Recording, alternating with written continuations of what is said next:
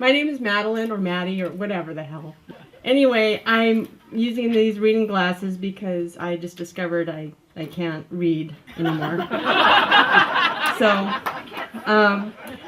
anyway, what do I want to start off with? I want to provide a disclaimer as well that my thoughts are totally disjointed usually, and I'm a salesperson, and unlike Robin and unlike a zillion other talented salespeople in the world, I have to rehearse and prep before I do a demo or whatever, and I didn't do that this time, so sorry.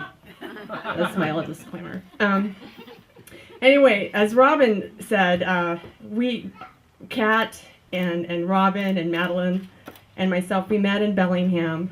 And the thing I want to say about my relationship with Kat is that it's always been pretty steady. But what I like to think about my relationship with Kat is we've kind of become like this old married couple because I'm just incredibly comfortable around Kat. I mean, I just can say whatever is on my mind around this woman, and she's just, you know, it's great. So thank you for that. So what I want to do is I have a lot of rambling thoughts, but I just want to kind of tie them all together here. Kat is an amazingly talented woman. I don't know if all of you or some of you have heard her music, but she's a wonderful songwriter and a beautiful singer. And she's going to enjoy her time, so she's welcome to take my place singing up here tonight. So, but in standard prose, you know, this is something that I don't know if you've had the opportunity to read her writing, but she's just a wonderful writer.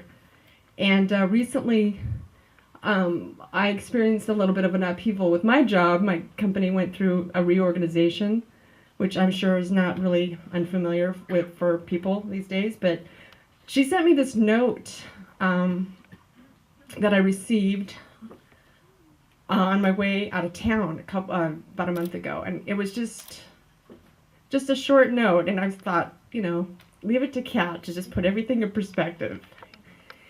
And it was great, so I just wanted to bring that up. So now I'm going to start crying. Anyway, so I was listening to NPR the other day. And this is another thing that Kat and I share. We like NPR. We somehow like end up listening to the same shows. But didn't know what I wanted to say, and I heard this Garrison Keillor, of course, who does the Writer's Almanac every now and then. I don't know if any of you have ever heard it, but he started talking about Henry VI, which is a very odd play of Shakespeare's that is used to be performed a lot, and now it's not, but there's a lot of famous quotes. And I thought, quotes, we need quotes. So Garrison Keillor started rattling off these quotes about Henry VI, and there's this great line, "Let's kill all the lawyers." And I thought, that is a great quote. But that Kat's dad was an attorney, so that's probably not a very nice thing to bring up.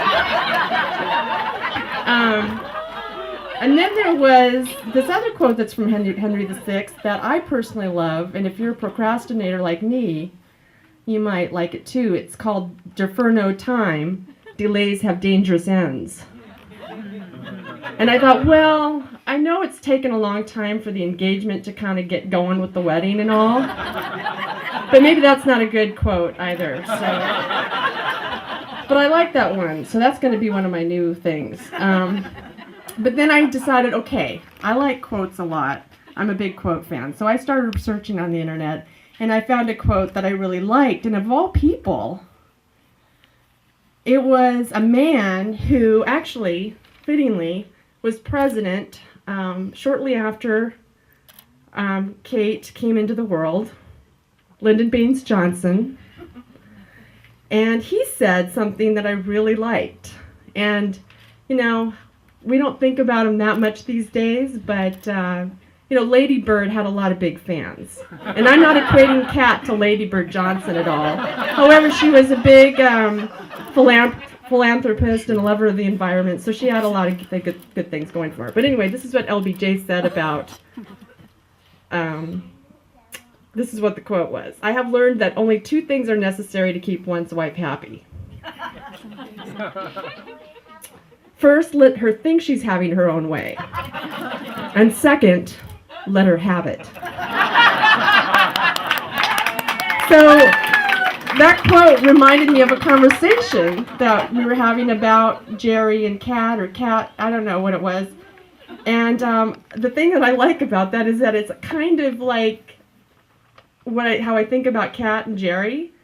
But I think that you have to say, first let her think she's having her own way, and second let her have it, but then let her think that she's having it, but she's not really having it her own way. If that makes any sense. But I think to Jerry that probably does.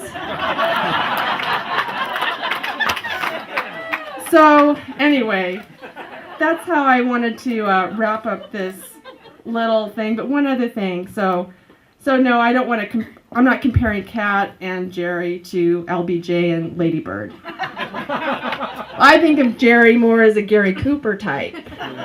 You know, just like Madeline eloquently stated up here during the ceremony that Jerry's like a rock. He's just what she needs, and Kat's kind of like Patricia Neal. She's sultry and just very, you know, she thinks she has her own way.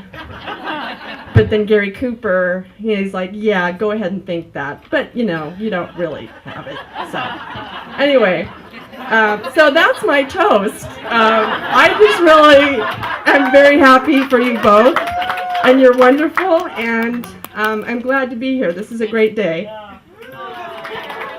Cheers.